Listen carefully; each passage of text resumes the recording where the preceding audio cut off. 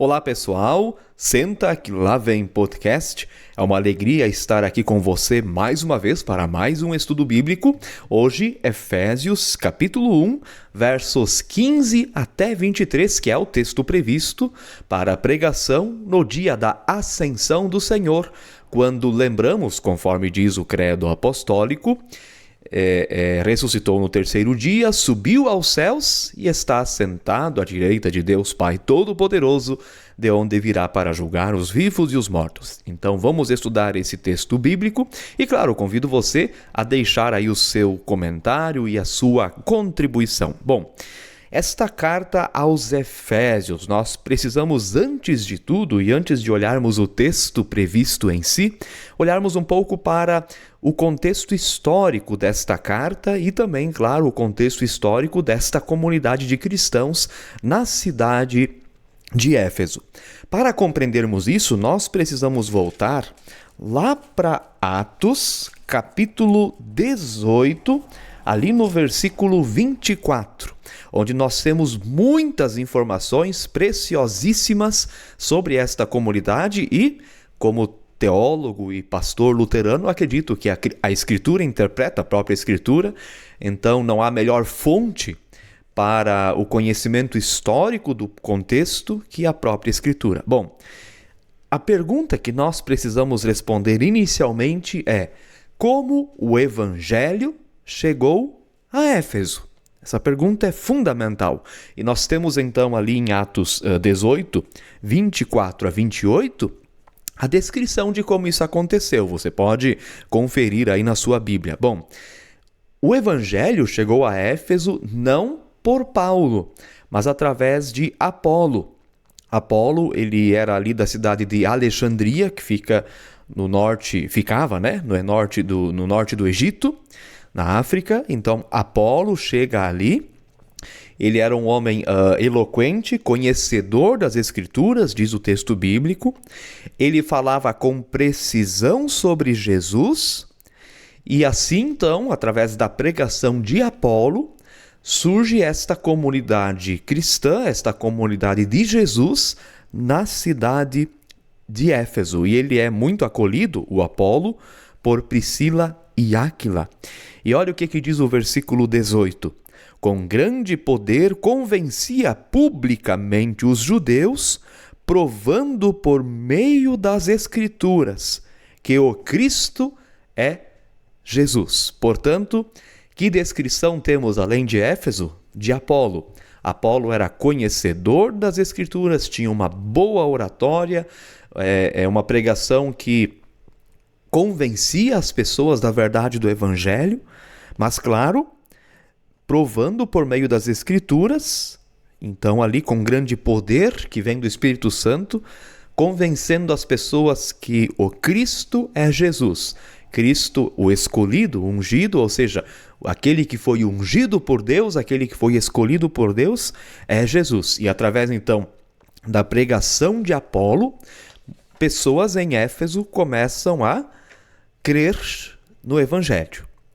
E claro, primeiramente judeus, e principalmente aqui no início judeus. Apolo pregava aos judeus. Bom, Apolo levou o Evangelho a Éfeso e Paulo chegou então a esta comunidade apenas na sua terceira viagem missionária. E quando Paulo chega lá em Éfeso, já existem então discípulos de Jesus naquela cidade. E aí no capítulo 19 de Atos, desde o seu início, nós vamos ter então a atuação de Paulo nesta comunidade, que também nos dá muitas informações históricas sobre essa comunidade. Por exemplo, Atos 19, 5. E tendo ouvido isto, foram batizados em nome do Senhor Jesus, né? E tendo ouvido isto, mas o que é o isto, né? Que João Batista batizava para o arrependimento, mas que era necessário então agora o batismo em nome do Senhor Jesus. Então Paulo faz isso, né? Batiza eles através do batismo, versículo 6 do capítulo 19, vem sobre eles o Espírito Santo. Atos 19, 8 Paulo prega na sinagoga por 3 meses, mas como havia na sinagoga muitos descrentes e ele percebia que isso de alguma forma atrapalhava aqueles que estavam tendo a tendência de crer no Evangelho, então o Paulo se afasta da sinagoga. E nos versículos 9 e 10 de Atos 19, nós encontramos que por 2 anos Paulo pregou na escola de Tirano. Ou seja, quando nós lemos o texto, parece que foi tudo muito rápido. Um dia Paulo está aqui, 2 dias depois já está em outro lugar. Não, ele ficou 2 anos em Éfeso. Isso é bastante tempo. E assim, então, Paulo também tem o interesse de que toda a Acaia possa ouvir o Evangelho. Mas o capítulo 19 de Atos, ele também é fundamental para nós entendermos a realidade espiritual da cidade de Éfeso. E esse é o ponto culminante, esse é o ponto mais importante que vai dar sentido depois ao nosso texto bíblico de Atos 1, 15 a 23. Não dá de entender Atos 1, 15 a 23 sem entender a realidade espiritual desta cidade. Nós encontramos isso a partir do versículo 12 de Atos 19, você pode ler depois na sua Bíblia, trago aqui um resumo, né? Bom, Atos 19, 12, por exemplo, nós encontramos que os espíritos malignos se retiravam das pessoas, né? Isso como? Diz no 11. E Deus, pelas mãos de Paulo, fazia milagres extraordinários. Ou seja, a pregação do Evangelho, a atuação de Paulo, começa a movimentar a realidade espiritual da cidade. Por quê? E nós vamos encontrar isso no restante aqui dos versículos de Atos 19. A principal marca da cidade de Éfeso é que era uma cidade marcada pelo ocultismo, ou pela realidade do esoterismo, das espiritualidades esotéricas. Então havia muito disso naquela cidade. Nós vamos falar um pouco mais disso ao longo aqui do nosso podcast. Mas, por exemplo, Atos 19, 13 a 16. Exorcistas judeus nada podiam contra esses espíritos que estavam nas pessoas. E o próprio espírito maligno diz conhecer Jesus. Isso que é interessante, né? Vamos olhar o texto. Eu não ia ler, mas é irresistível, porque são muitos interessantes. Olha só, Atos 19, 13. E alguns judeus, exorcistas ambulantes, tentaram invocar o nome do Senhor Jesus sobre possessos de espíritos malignos, dizendo: esconjuro-vos por Jesus a quem Paulo prega. Os que faziam isto eram 7 filhos de um judeu chamado Seva, sumo sacerdote. Mas o espírito maligno lhes respondeu: conheço a Jesus e sei quem é Paulo, mas vós, quem sois? E o possesso do espírito maligno saltou sobre eles, subjugando a todos, e de tal modo prevaleceu contra eles, que desnudos e feridos fugiram daquela casa. Ou seja, muitos dos que estavam ali na cidade de Éfeso, inclusive muitos dos judeus que ali estavam, acreditavam em passes de mágicas, palavras mágicas, diversas formas de ocultismo. E para eles assim, vamos testar se esse nome Jesus, esta palavra mágica, realmente resolve a questão da pessoa possessa e esse espírito então é tirado para fora, é expulso, né? Ou seja, Jesus é transformado em palavra mágica. Mas Jesus não é palavra mágica. Jesus é o Senhor. Então, por mais que eles usem o nome de Jesus, eles não creem em Jesus e, claro, Jesus não faz parte da vida deles, o senhorio de Cristo não está na vida deles. E acaba que, então, a pessoa possessa responde a eles, esse espírito responde a eles, né? Conheço a Jesus e sei até quem é Paulo, mas vós, quem sois? Eles são surpreendidos por essa resposta, são atacados e acabam fugindo. Ou seja, veja só, né? Na realidade ocultista, não sei se essa é a palavra, ocultista, né? Mas dentro do ocultismo de Éfeso, tinha também, já em algumas mentes, a intenção de transformar em Jesus em mais uma superstição, mais uma forma de fazer milagres ou fazer grandes eventos a partir da transformação do nome de Jesus em uma palavra mágica. Mas o nome de Jesus não é uma palavra mágica. Então, isso nos ajuda a entender esse contexto, né? Atos 19, 17. Então, né, eles tomam conhecimento disso. E quando os cristãos, agora os cristãos mesmo de Éfeso, eles chegam a conhecer este fato, eles louvam a Cristo, né? E o nome do Senhor Jesus era engrandecido, porque eles creem no nome de Jesus, não como uma palavra mágica que resolve todos os problemas num passe de mágica, mas de fato como Senhor. E grava essa palavra, Senhor. Essa palavra é importantíssima para a gente entender depois o nosso texto lá do livro de Efésios. Bom, Atos 19, 18 a 19, muitos se arrependem de praticar a magia e o ocultismo e até queimam os seus livros de magia, diz o texto bíblico. Livros no valor de 50.000 denários. Gente, isso era, e se fosse hoje, ainda seria muito dinheiro. Só para fazer um exemplo, né? 50.000 denários significa 50.000 dias de trabalho, porque um denário é o equivalente ao salário de um dia de trabalho. Vamos pensar aqui, fazer uma conta, né? O salário mínimo no Brasil em 2026 é R$ 1.602. Isso dá a média diária de R$ 53,40. Bom, 50.000 dias, isso daria 137 anos. Aí a gente faz a conta, né?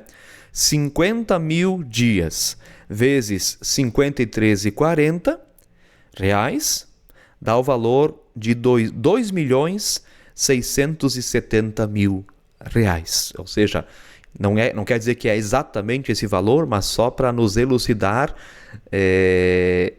o preço desses livros que foram queimados. Por isso, o que importa não é, claro, o valor alto, mas o significado do versículo bíblico. Aquelas pessoas renunciaram bens valiosos por Cristo. Abandonaram até o valor daqueles livros caríssimos porque entenderam o senhorio de Cristo. E esses livros são queimados porque para não caírem nas mãos de outras pessoas e elas continuarem praticando o ocultismo. Então, por isso, esses livros são queimados. E aí o versículo 19 de Atos, capítulo 19, versículo 20, assim a palavra do Senhor crescia e prevalecia poderosamente. Bom, o que diremos então? Éfeso experimentou um grande avivamento no qual o mal foi expulso de muitas pessoas em nome de Jesus, não como um passe de mágica, mas pelo senhorio e pelo poder realmente de Cristo. Éfeso deixava de ser o trono de Satanás para receber o senhorio do Cristo eterno. Onde Cristo reina e sua palavra é pregada com fidelidade, as forças do mal não podem prevalecer, são vencidas pela palavra. Como diz o Lutero no Castelo Forte, nós vamos lembrar mais deste hino, né? Deus é castelo forte e bom, defesa e armamento, assiste-nos com sua mão na dor e no tormento, o rei infernal das trevas do mal, com todo o poder e astúcia, quer vencer igual não há na terra. E depois Lutero vai dizer, né, que foi vencido por uma só palavra. Então isso é bem importante a gente gravar isso, né? A palavra de Cristo expulsa o mal. Bom, alguns insights então sobre a comunidade de Éfeso, a partir do texto de Atos, capítulo 18, verso 1, até o capítulo 19, verso 20. Bom, a imaginação, eu sempre digo, né? A gente tem que imaginar, né? Então, imaginem o que era morar em uma cidade conhecida, hoje, estou chamando ela hoje assim, né? O trono de Satanás. Porque a descrição que se faz dessa cidade é isso. Era o trono de Satanás, isso era Éfeso. Imaginem o que era pregar o evangelho nesta cidade, fazer a luz brilhar no meio dessa escuridão. não apenas a coragem, mas o quanto o poder de Deus acompanhou Paulo e Apolo. E aí nós chegamos naquilo que é a grande ênfase da ascensão do Senhor. Por isso Paulo fala aos Efésios, lá na carta aos Efésios, que nós vamos chegar já, por isso ele fala da ascensão de Jesus.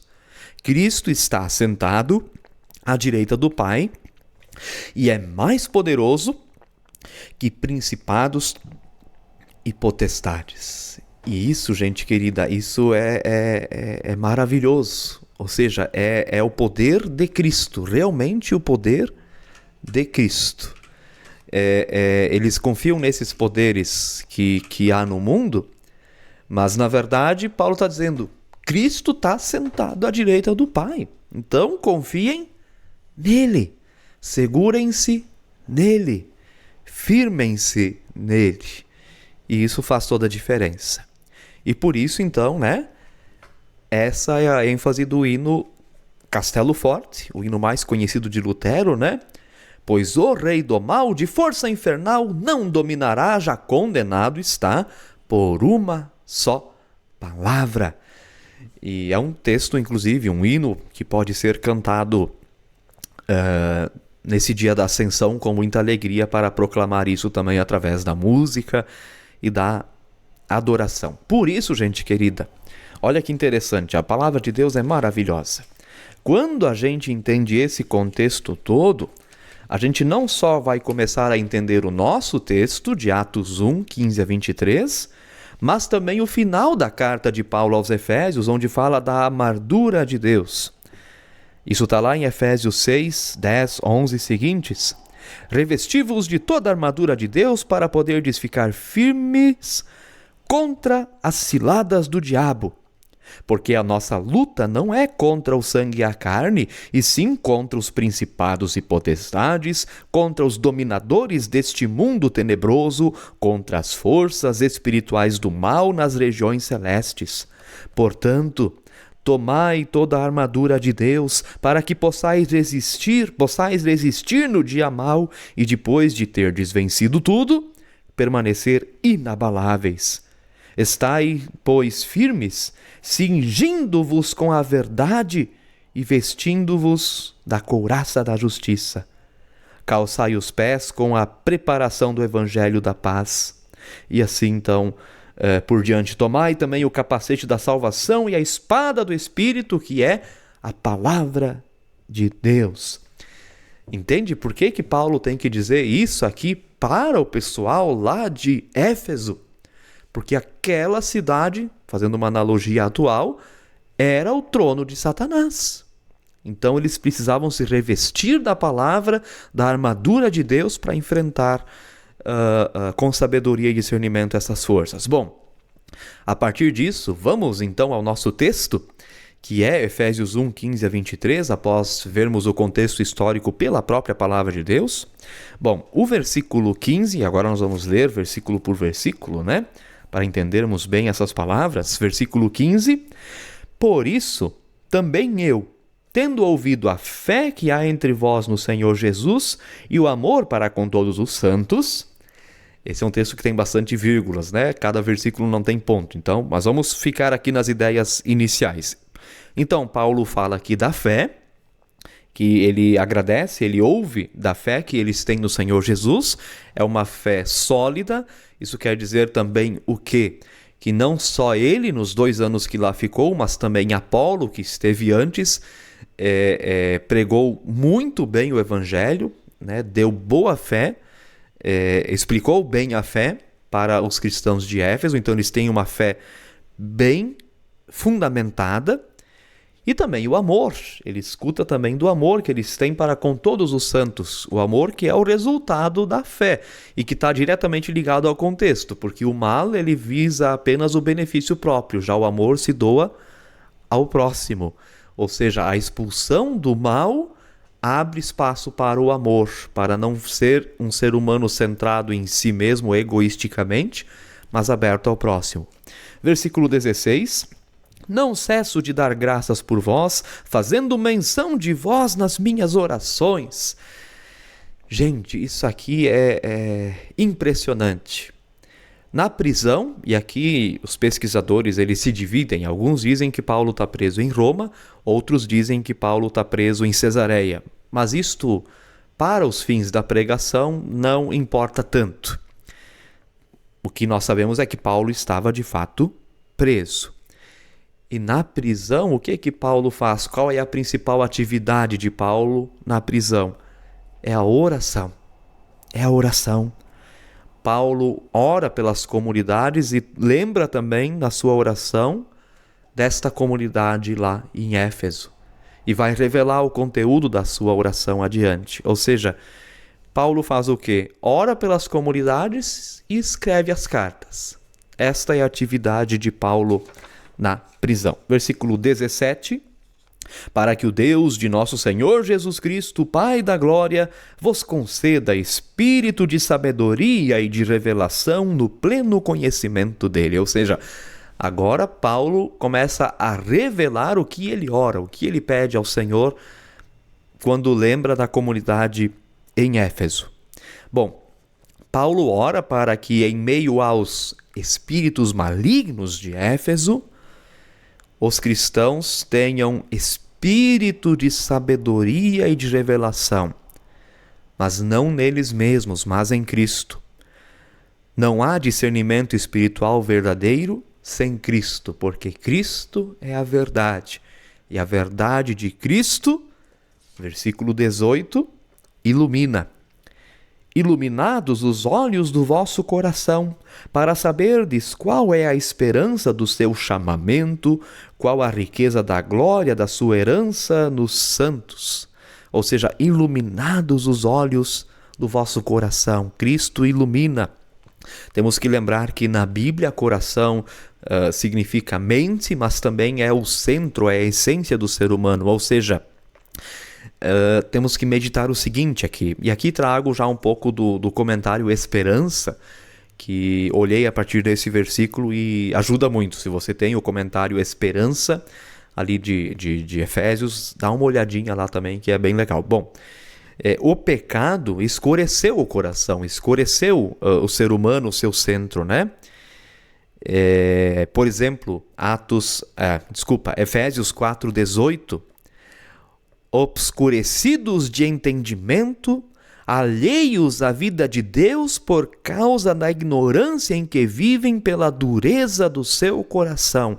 O que o pecado faz, o que o mal faz? Ele obscurece o entendimento, ele atrapalha a sabedoria de fato, né?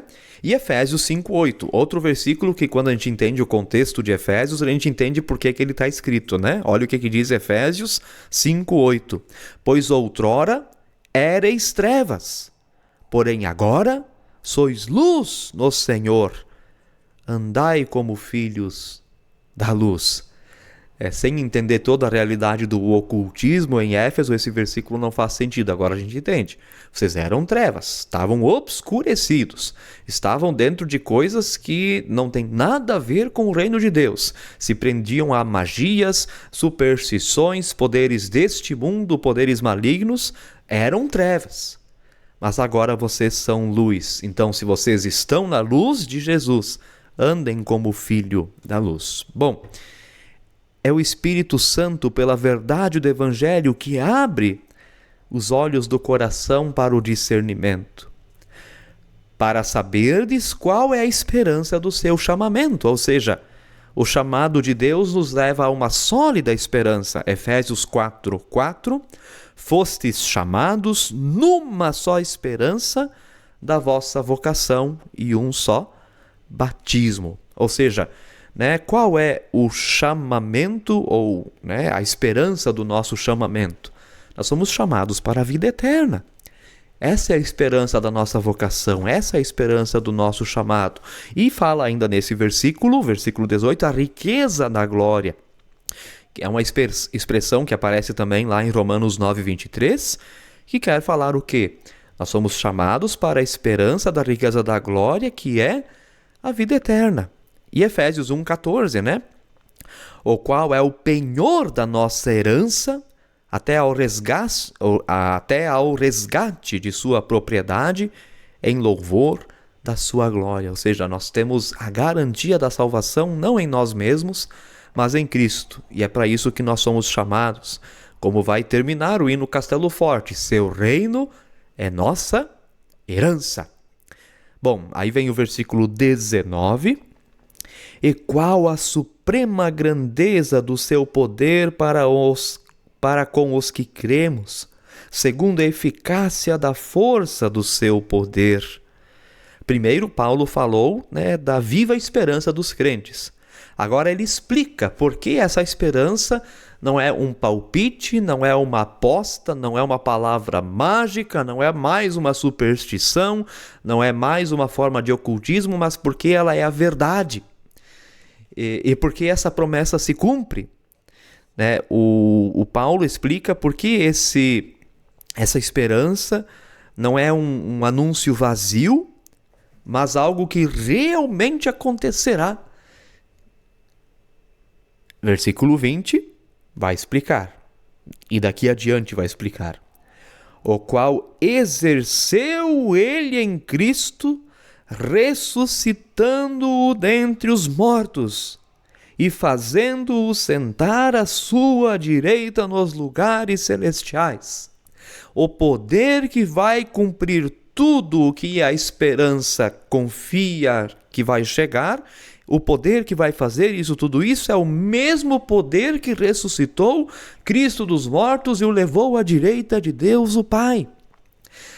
Na ressurreição e ascensão, Deus mostrou o seu poder que os mágicos ocultistas não conseguem reproduzir. Por exemplo, trazer um morto de volta à vida. Esse poder é só de Cristo e foi dado a ele pelo Pai. Ou seja, através da pregação, e aí Romanos 10:17, a fé vem pelo ouvir da pregação da palavra de Cristo.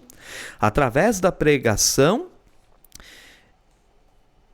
o poder vivo do Evangelho transforma aquele que ouve. E ele pode confiar na palavra de Deus, que vai acontecer. E que os poderes deste mundo, cridos por tantas pessoas, esses poderes não podem realizar o que Cristo realizará para aqueles que creem. Paulo continua dando o exemplo desse poder, versículo 21.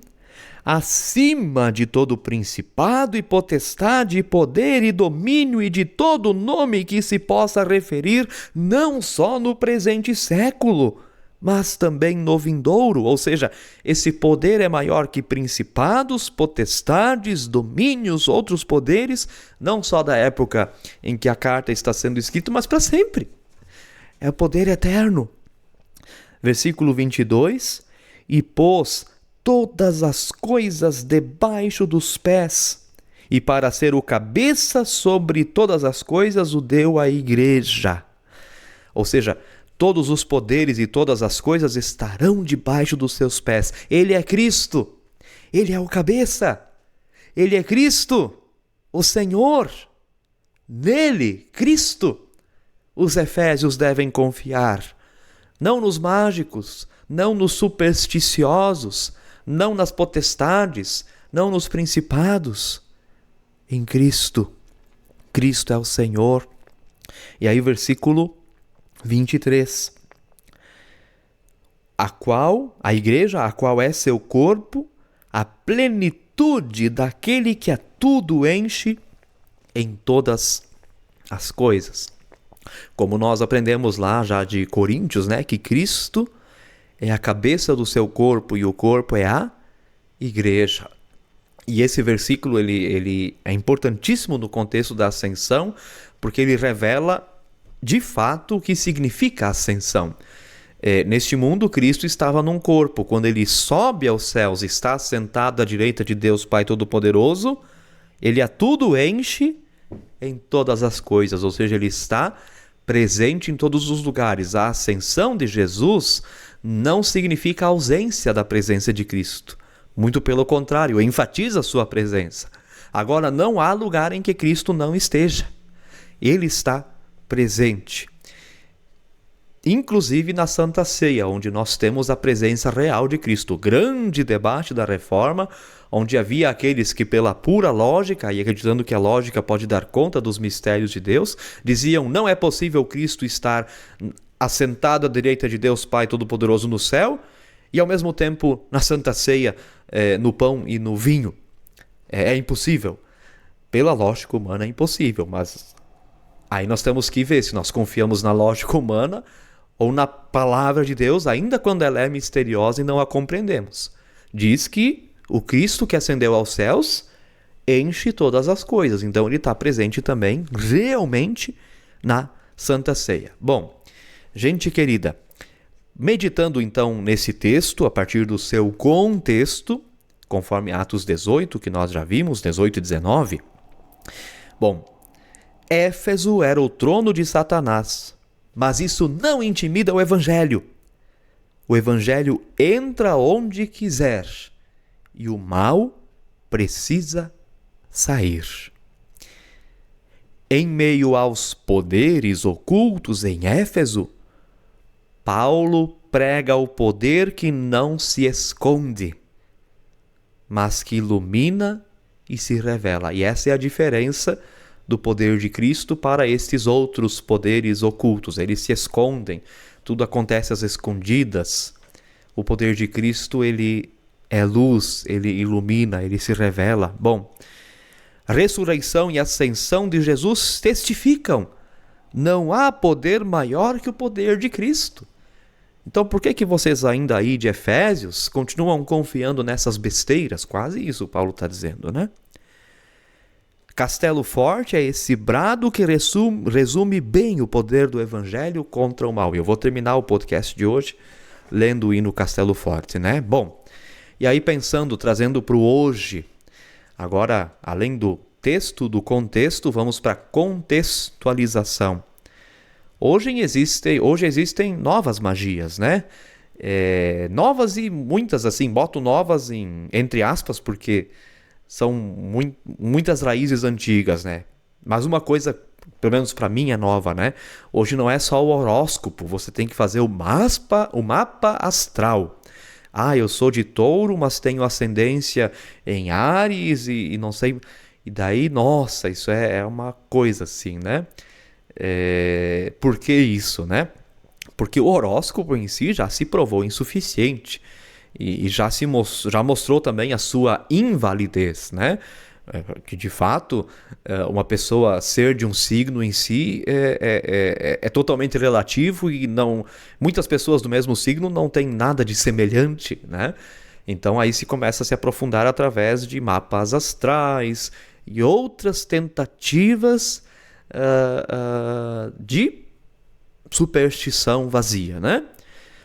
As conversas com os mortos, leituras de cartas, benzimentos, numerologia, mas uma coisa muito presente hoje também, né? Os tais dos cristais, das energias, são as novas magias, né? Que estão aí presentes no mundo, né? Ainda sobre o horóscopo, eu acho assim muito irônico, desculpa falar isso aqui, mas às vezes em perfis das redes sociais, né? Tá lá uma pessoa dizendo assim que ela que é cristão ou cristã, e daí embaixo, sou de Áries, sou de Touro, sou de Peixes, né? É totalmente contraditório, mas enfim, né?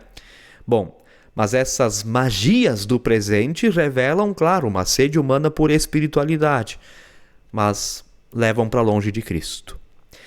Por isso, qual que é a minha sugestão para escopo da pregação? Esse ponto importantíssimo, né? Nós vivemos em Éfeso. Paulo envia uma carta a nós. Essa carta diz: Cristo é poderoso. Abandonem essas coisas e confiem apenas nele. A pessoa cristã não precisa de esoterismo. Cristo é poderoso e suficiente. E a partir disso, como penso inicialmente em fazer a pregação, não quer dizer que eu vou a fazer assim, é um caminho agora, mas isso ainda pode mudar. Mas talvez uma introdução falando das novas modas do esoterismo, falando dessas energias, desses poderes, desses cristais, dessas coisas nas quais as pessoas colocam a confiança. Aí o pensamento dominante, A ascensão de Jesus é a prova de que não há no mundo poder maior que o poder de Cristo. E esse é o pensamento, é aquilo que as pessoas devem levar nos corações quando saírem do culto, né?